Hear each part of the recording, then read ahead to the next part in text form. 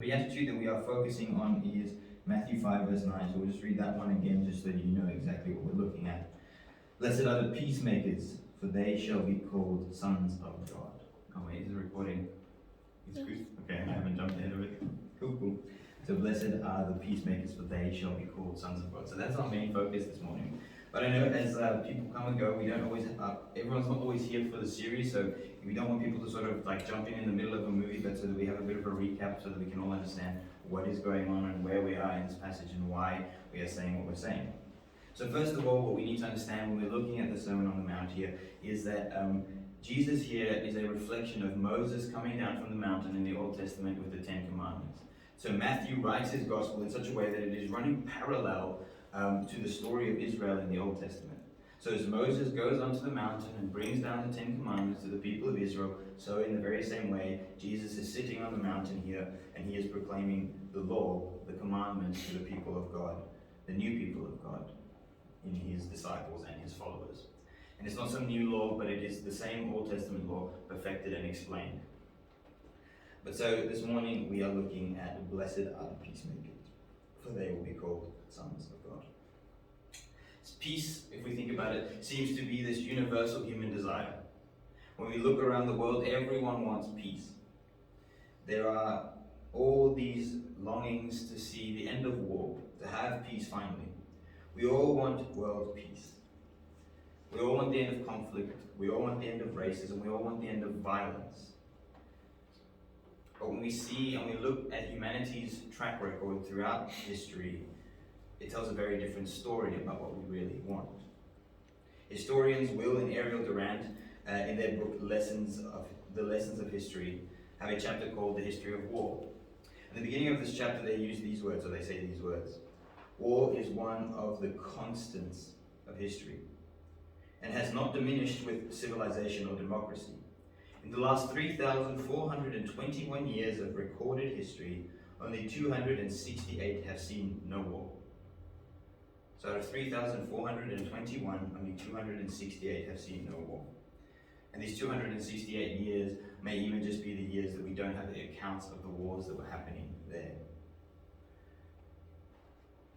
So not only is this the case that in these 3,000 plus years, we have only had about 200 years that we have not had war. So see, human history tells a very different story of what our true longings are. And see, that's only just looking at war. There may be times when there is no war, but yet there is still conflict. There is still violence in people's personal lives. There doesn't seem to be lasting peace. And we can say, and we all will say, when we look at war, we will say it's terrible. Why can't people just get along? Why can't people just sort out their differences, forgive one another, and move on? We say this, but just wait until our neighbour starts mowing the lawn, or we want to have a sleep in. Just wait till our sibling takes something from us without asking. We all love peace and want to be reasonable and forgiving until someone drives slowly in the right-hand lane, until someone cuts us off in traffic, and then peace and our longing for peace goes flying out the window. Which is true. I'm guilty just as much as anyone else of this. But so then how can Jesus come to people like us, and people so like us who are so willing to throw peace out of the window in reality, and say, blessed are the peacemakers, for they will be called sons of God? What does that look like? What does it mean to be a peacemaker? How can we who are so reluctant to truly be peaceful be called peacemakers? How can we be peacemakers? What does it mean and what does it look like? Is a peacemaker a hippie with a tie-dye shirt and John Lennon glasses, making peace, fighting war? Is that what it means to be a peacemaker? Or is a peacemaker the one who has the power to crush his enemies and with fear rule over them so that no one would dare question his rule or reign, and so he would have peace? Is that the peacemaker? Or is the peacemaker just the person who is too afraid to deal with conflict and so then just passes it by the side to keep the peace? Is that a peacemaker? Well, let's look at what Jesus says and let's try and understand a little bit about the words that he uses here so that we can understand what he means by a peacemaker. See, the peacemaker is two words sort of put together, peace and maker. It's sort of obvious. But what does Jesus mean by peace? What is his understanding of peace as we go here? See, what we understand from peace is this idea that there is just an absence of conflict, an absence of war. That is what is peace to us. But Jesus here is speaking more in the Hebrew term of peace, shalom. Shalom is peace, but it is also more than that. It is not just the absence of conflict, but it is this idea of completeness, wholeness, harmony. It is more than just peace as we understand it. It is more than just a lack of conflict and war.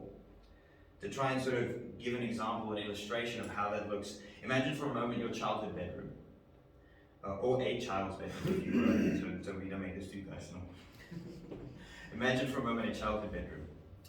The bedroom is dirty, the toys are all over the floor, books are all over the desk, papers lying on the bed, the fan is blowing papers around and moving stuff around, one of the light bulbs is flashing and broken, and there's chips out of the paint in the wall.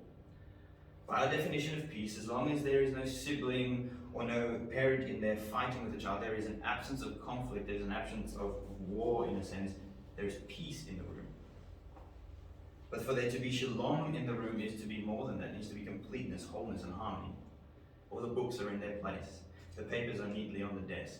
The toys are put away. The light bulb is fixed. The paint on the walls are proper.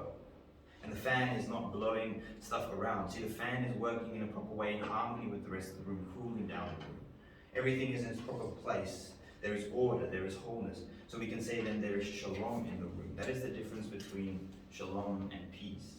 Peace is just the absence of conflict, but what Jesus is speaking about here is more than that. It is a holistic wholeness, completeness, order, and harmony. The peacemaker does not just simply seek to avoid conflict, but to establish this sort of wholeness in relationships. This not just absence of conflict, but a completeness in relationships and in life. That is what Jesus is referring to here. And the second part of this, we also see Jesus says they are peacemakers. The sort of the implication there is obvious. Peacemakers, they are not passive. They are not sitting and waiting for peace to happen, but they are active participants in bringing about shalom, wholeness, completeness. A peacemaker is not a person who is afraid to rock the boat and cause a bit of commotion. Neither is a peacemaker just someone who is always tolerant. It just says, you do you and I'll do me. Because to oppose God's created order, even in private, to commit sin in private does not lead to universal peace, does not lead to shalom. And neither is the peacemaker the one who maintains the peace at all cost. The peacemaker is concerned with more than just avoiding conflict. The peacemaker is interested in wholeness, completeness, and harmony in relationships. And so by implication, the peacemaker is honest. For us to be peacemakers means that we are honest. We are not willing to just sweep problems, difficulties, and issues under the carpet, but acknowledge when there is a problem.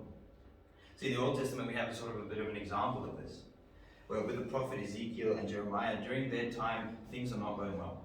Israel is not following God. They are rejecting God. They are living in such ways that God is angry with them, and judgment is just on the horizon. But during this time, there are false prophets going around telling the people, it's fine. It's fine. Nothing's going to happen. God's going to be all right with us. Judgment is not coming. There are no issues. There are no problems. Ezekiel recounts these words. He says, precisely because they have misled my people, saying peace where there is no peace. Jeremiah says something similar. From the least to the greatest of them, everyone is greedy for unjust gain. And from the prophet to the priest, everyone deals falsely. They have healed the wounds of my people lightly, saying peace, peace, when there is no peace. What we learn from these prophets is to act as if there is peace, as if everything is well, as if there is wholeness, and there in reality is not. Does not lead to a better future. It does not actually do anything. All it does is like putting a band-aid on an infected wound. It is like putting plaster on a crack in a wall. All that you are going to have later on is a bigger wound. There's going to be a bigger problem. All you're going to have is a crumbling wall, because to put plaster on it or to put a band-aid on an infection does not deal with the heart issue. Yes, it may maintain that surface level peace, but it does not come and establish lasting shalom, lasting wholeness of relationships. To say peace, peace when there is no peace does not bring about shalom. How does this apply in our lives? We all, and I personally am very guilty of this, have a tendency to put putty on the cracks. Have a tendency to just put a band-aid on the festering wound to keep the peace. But what that ends up doing is not actually establishing a peace that lasts, but a very flimsy, surface level peace that can break at any moment. And since I got married, this has been much more evident to me that to just say peace, peace when there is no peace does not actually cause peace, but actually greater future conflict. To just sort of use a hypothetical analogy, and whenever I use analogies about relationship and marriage, I somehow always just think of the dishwasher, so this is another dishwasher analogy. But imagine for a moment, so Cassie and I are busy packing the dishwasher. We've grown up in different households, we have different methods of packing the dishwasher. Do the forks go side up or side down? Do the spoons go side up, side down? Are the bowls supposed to go at the top or the bottom? And so we have a disagreement about this. We disagree about where things are meant to go in the dishwasher. And I can see we disagree, but instead of dealing with the conflict, instead of dealing with the issue, what I do is I see this is going to cause a fight, I'm just not going to say anything, I'm just going to let her have her way, and we'll go along our way. But that doesn't solve anything. All that does is lead to a build-up of me thinking, well, she always just does things the way that she wants to do them. Again, this is hypothetical. This is not how it actually goes, but it's just so you can understand the concept of trying to get across. But in my heart, I'm resentful. She just does things the way that she wants to do them. And so it sort of starts to build up, and so then it becomes more than just a dishwasher issue. It becomes a festering wound inside, which causes me to snap in other parts of the relationship, which causes me to be unhappy in other parts of the relationship. And so instead of actually dealing with the problem by just putting a band-aid on it or just putting plaster on it, it actually leads to greater future conflict, more pain, more suffering. To hide problems and act like things are fine when they are not will only cause greater heartache down the line. If we hide the fact that we watch things we shouldn't on the internet because we are afraid that it will cause greater conflict in our families and in our friendship groups today, it will only lead to greater relationship breakdown down the track. If we act like everything is fine when really we are suffering from an addiction because we are afraid that the fallout of that right now, it will only lead to greater fallout and pain later on in life. See, the peacemaker has to be honest, because true peace is only found in the light of truth. We will never have true peace while skeletons are rattling around in the closet. Peace that seems to be there when we just do things to preserve the peace is not true peace. That peace is like a balloon. If you look at the balloon, it's sitting there, it is peaceful, just in its place. But it is a peace that is under tension, and it is one small pinprick away from chaos and disaster. True peacemakers are honest, not willing to sweep things under the rug, because true peace is only found in the light of truth. But I can go on and we can look at this and we can look at how it has these beautiful relationship principles for us and what it has to say for how we ought to live our lives. But of course, the Beatitude, as all of these that have come before, finds its greatest picture in Jesus. I can go on and on and on and trying to explain to you what does it mean to be a peacemaker? What does a peacemaker look like in action? How is that lived out in real life? I can use all the dishwasher analogies I want, but to actually see the perfect picture of what the peacemaker is, we have but to look to Jesus. And that is the case with every one of the Beatitudes. Every week we have gone before and the week that will come after, the perfect picture of what these Beatitudes look like lived out in real life is Jesus. He is the ultimate peacemaker who is called the Son of God. It is through Jesus that we can see what a true peacemaker is. It is through Jesus that we see that a peacemaker is honest. Jesus in his life and ministry did not look at the issues facing the people of his day, did not look at the relational issues within for people that he knew and just sweep it under the rug. He dealt with it. Jesus in that way was a troublemaker. He made trouble in the society that he was in because he was not willing to say peace, peace when there was no peace. He was not willing to say peace, peace while people were starving and others were living lives of luxury. He confronts the relational and social issues of his day. He confronts evil, not saying peace, peace, when there is no peace. He doesn't confront evil either, though, with a sword or with numbers of armies so that he can crush those who do wrong. No, he is gentle yet firm. He is kind. He is open to reason. He is full of mercy, and he is impartial and sincere.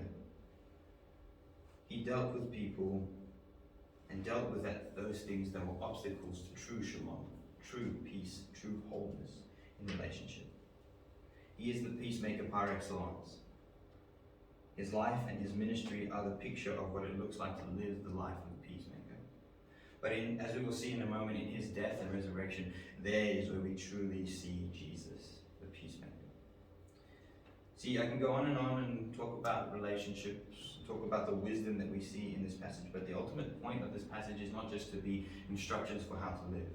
The ultimate point of this passage, and what it is trying to do, it is trying to take our eyes off of ourselves, off of our circumstances, and lift our eyes to a God who is greater.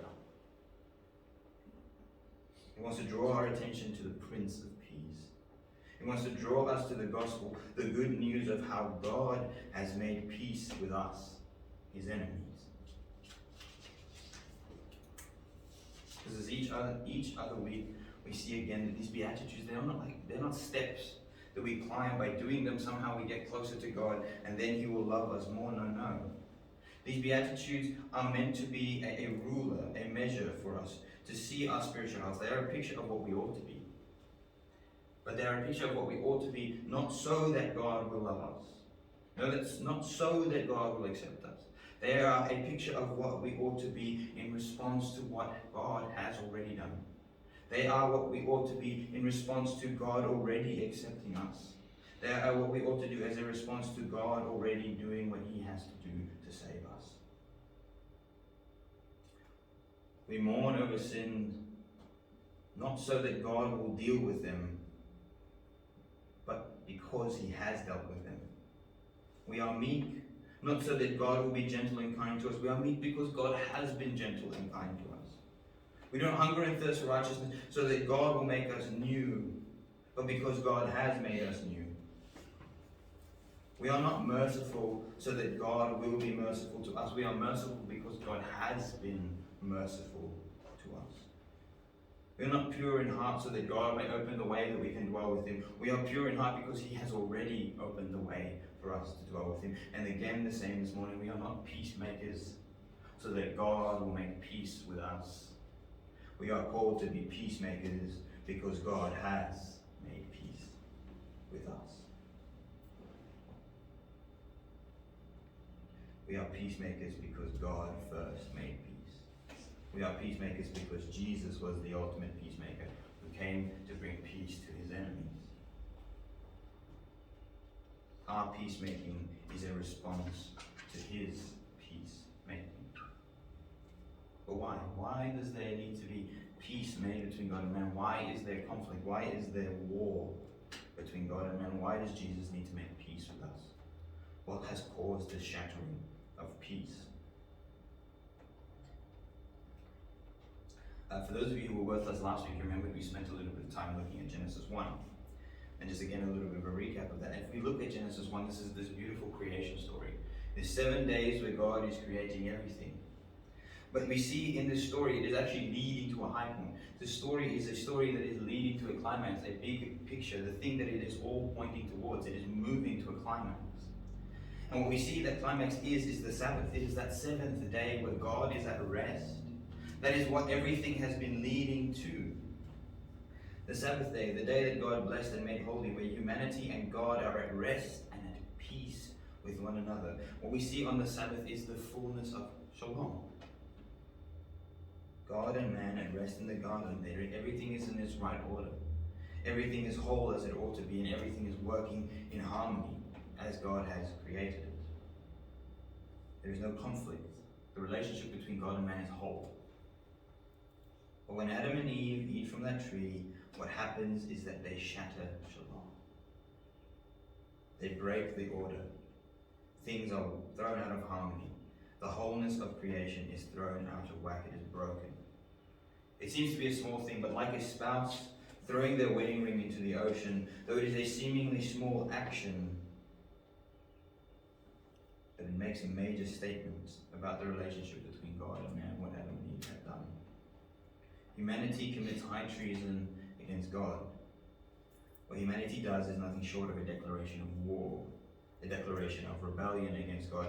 Because of what we did, we see that the shalom that existed between God and humanity is shattered. The peace, the shalom that existed between Adam and Eve is shattered. See, what we see here in Genesis when they eat of the tree is not just a breakdown between the relationship of God and man, but the relationship breakdown between man and himself, between humanity, between Adam and Eve. Where they once were in perfect relationship with one another, not ashamed, happy with one another, now they eat of the tree. And instantly we see how sin breaks down that relationship. They start blaming one another for who did the wrong. They are ashamed of their nakedness. We are, because of the fall, humanity, we are alienated from each other. Perfect peace that existed between us is no longer possible. And ultimately, the shalom and the peace that existed between God and man, between man and creation, between man and itself, is broken. See, the problem is that we follow in the same pattern as Adam.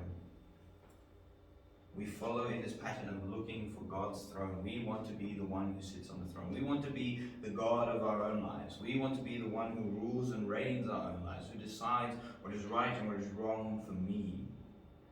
And the reality is, if there is a new king in town, the old king must die. And so if we are to be the kings of our lives, we will rebel against God, who is the king who came before. See, through Adam, sin has infected us all.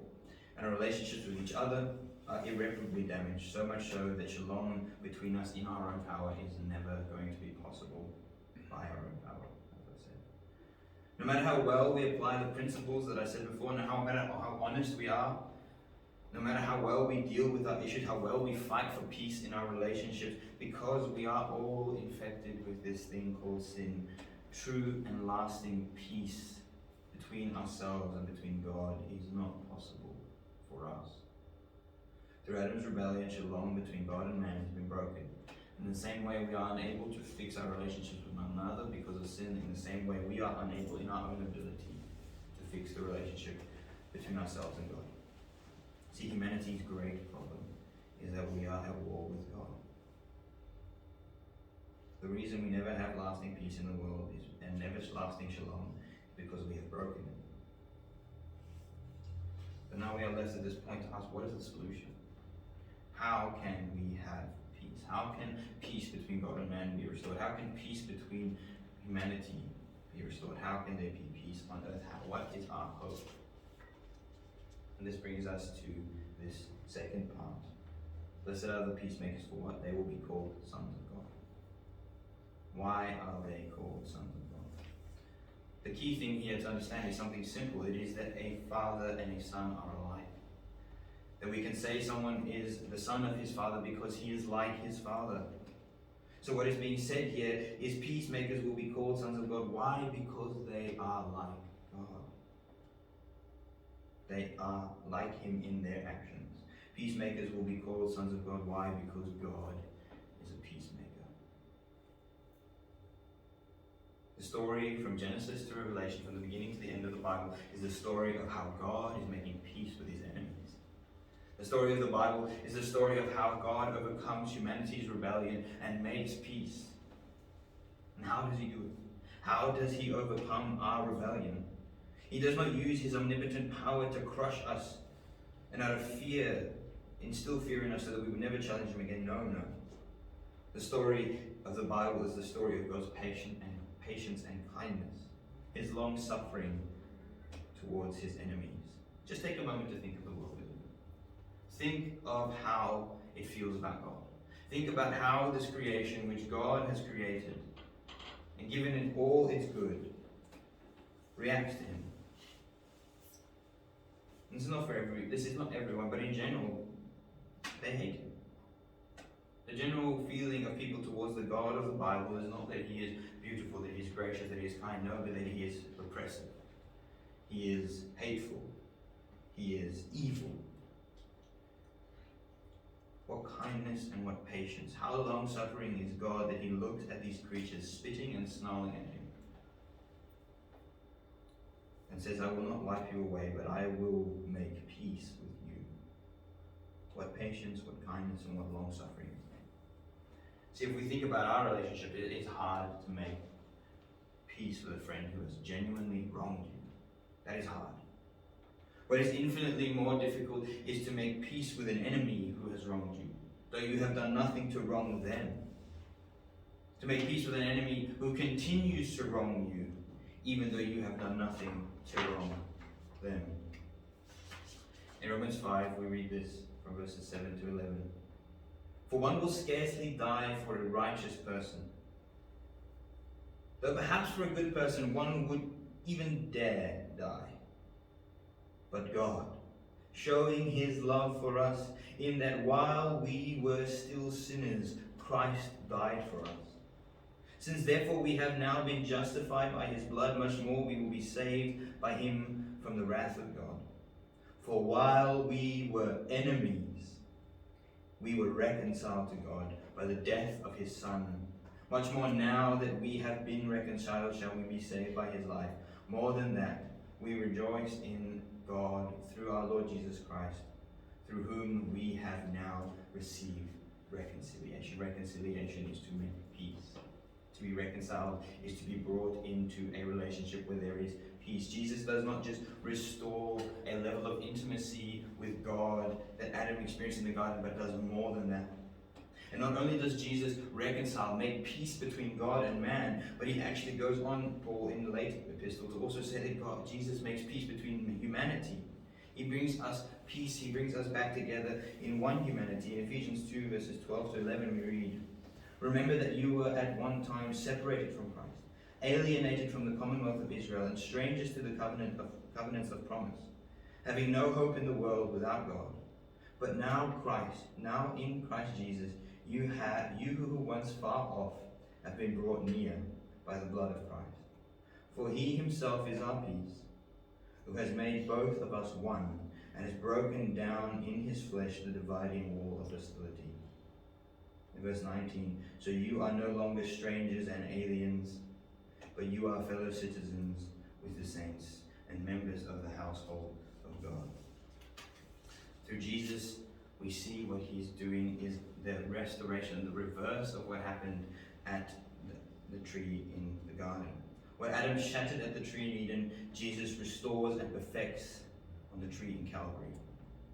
He is reversing all that has been done wrong, all that has been shattered. He is restoring shalom to the universe. He is restoring the relationship between God and man. He is restoring the relationship between humankind so that we are now part of one family. That which divided us is done away with. But in Jesus Christ we can be one, and we can have true peace, we can have true shalom with one another. Jesus is reconciling all things to himself. But how can we say this? How can we say that Jesus has restored peace to the universe, then when we look around us, there does not seem to be this peace? We still have arguments in our households. We still see war around the world. How can we say Jesus has restored peace? Well, we can say this because what Jesus has done is a sure reality for the future. To put it in a very sort of crass and simple way, it is almost like ordering a package online. You order it, you pay for it, so by every right you own it, but it is not yet in your full possession. In the same way, Jesus has purchased peace. He has done all that is necessary for future peace to be a certain reality. But we do not experience the fullness of it yet until the day that he comes again. But unlike this package which is still on the way, we can now taste, experience something of that peace. The church and the life of the Christian is the place where we are meant to see glimpses, to have a peek into what this future reality of peace is going to be like. That is why Jesus' people are called to be peacemakers. Because through what Jesus has done and the Spirit working in us, we can experience in an incomplete way what it means to live in true shalom with one another. In an incomplete way, we can taste of what the future peace, the future shalom with God and the world will be like. The church should be a window for the world to see who God is. In the church, the world should be able to see that God is the peacemaker. When the world looks at the church and as us as individuals, they should see that our God is the Prince of Peace who brings peace to his enemies. So in closing now, the church should proclaim to the world that God has made peace, that God stands welcoming, open with an offer of peace. To every rebel, the time has come to lay down your sword, to run to the King, and to take up his offer of peace, because he offers a free pardon. A free pardon for all your rebellion, for all the ways in which you have wronged him. He will not count that against you. All charges against you will be dropped. You'll be welcomed into the kingdom and will be welcomed into his family with open arms. You will even be given a seat at his table. But there is a warning that comes with this, that his offer of peace will not remain forever. The day will come when Jesus will return from heaven, and all who have not given up their rebellion will face him, not as the Prince of Peace, but the Lord of Lords and the King of Kings, who conquers his enemies. For those who reject his offer of peace, they will know nothing of shalom. To those who reject his offer of peace, they will never know peace. All they will ever know is brokenness, destruction, and they will forever be haunted by the fact that peace was offered them, but they did not accept it. So if you have not made peace with God, if you are still following that same pattern as Adam, if you are still seeking for the throne to be the king and the God of your own life, there is good news for you and there is a warning. The good news is that God has offered peace. He has made peace. He has done all that is required for you to be restored to relationship with him, to be welcomed as a son and a daughter in his household. But along with that comes a warning that if you reject his peace, you will never know full satisfaction. You will never know full joy, but only eternal conscious torment. But finally, I want to leave us with this. These Beatitudes are a blessing. They are meant to be a proclamation of hope, not of condemnation. To all who have seen the evils of their rebellion, who have laid down their weapons, who have given up their animosity towards God, to all who have accepted his offer of peace, who have seen how much he loves them when they lay eyes on the man hanging on that cross. Rejoice and know that your God has made peace with you. That our future hope is sure, as certain as anything can ever be. That though at the present time there may be conflict, there may be hardship, and we may not experience peace, we know that our future reality is not to be this. That when Jesus returns, all will be made right. The fullness of shalom, of wholeness, completeness, and order in the universe will be restored. And that will be our eternal home. We will know peace. And we will truly be sons of God and daughters of God. So that we now, knowing this, may we live lives making peace in the world, so that the world may know this Prince of Peace, that the world may know the hope that we have in Jesus Christ, the Prince of Peace who brings peace to his enemies. Blessed are the peacemakers, for they shall be called sons of God. Amen. Let's pray. Lord, we thank you that you have made peace. We thank you that when we were unable and unwilling to make peace with you, you took the initiative to make peace with us. Lord, I pray that we may daily know the joys of being in right relationship with you. Lord, I pray that you may help us, you may guide us, you may strengthen us, and through your Spirit, you may allow us to see something of what it means to live at peace with one another, to have true shalom with our fellow man. Lord, I pray that you would help us to be honest in our relationships, that we will not sweep peace under the rug, we will not sweep truth under the rug for the sake of surface level peace. But that because Jesus made peace, and Spirit now works within us, and sin has been dealt with, may we seek true and lasting peace in our relationships with one another. And Lord, may may we continue to cultivate the peace that you have brought us between ourselves and you in Jesus Christ. Lord, may it all be for your glory and our joy. We ask this in Jesus'